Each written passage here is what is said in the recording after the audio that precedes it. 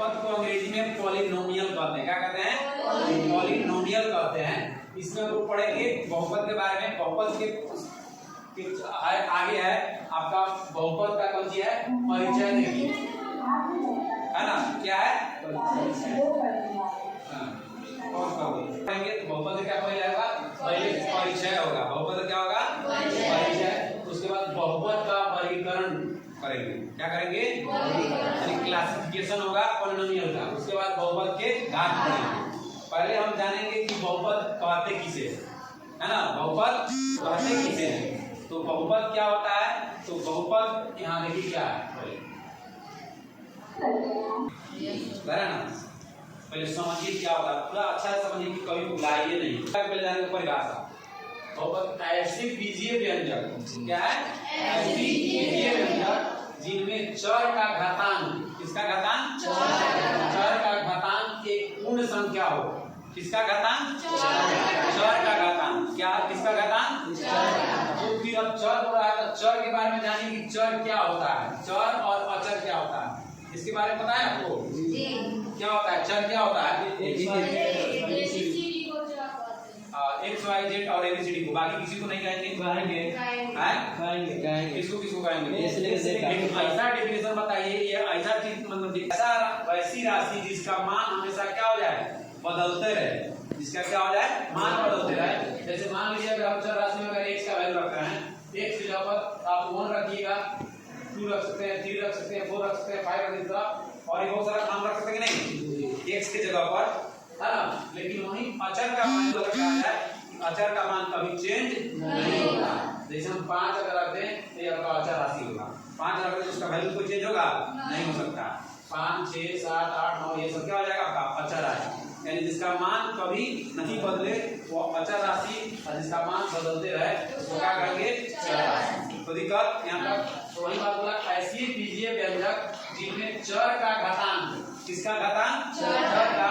यानी अगर कोई चर है जिसमें x है, y है, z है, अगर कोई चर का घातांक यानी घात जो अंक होगा वो 0 से बड़ा होना चाहिए। क्या होना चाहिए? 0 और 0 से बड़ा होना चाहिए। बोला है घातांक एक पूर्ण संख्या होना चाहिए।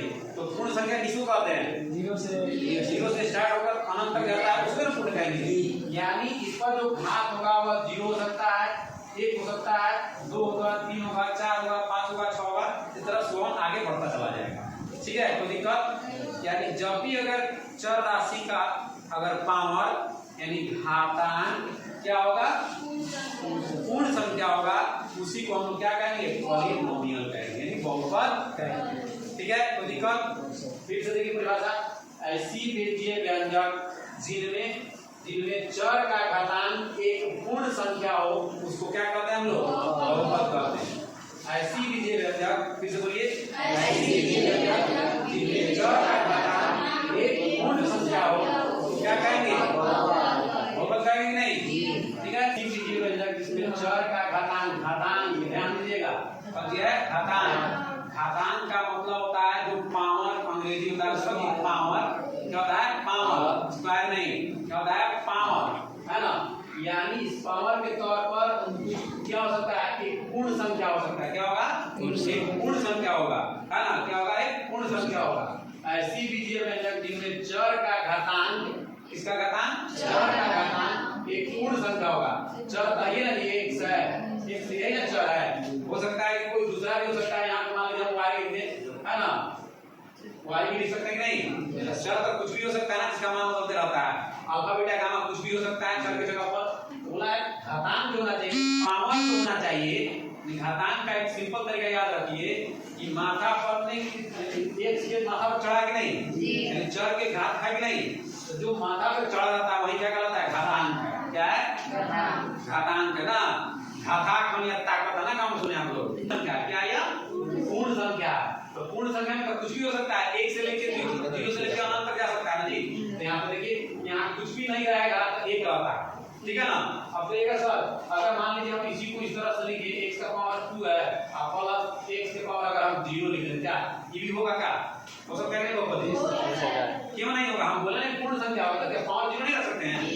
रख सकते हैं 0। कोई दिक्कत? यहाँ तक कोई दिक्कत होना चाहिए। यानी एक पावर के जो चर के पावर कुछ भी हो सकता है। कुछ भी होने का मतलब ये नहीं कि निगेटिव हो जाएगा, पूर्ण संख्या में से कोई भी हो सकता है। समझ में आया?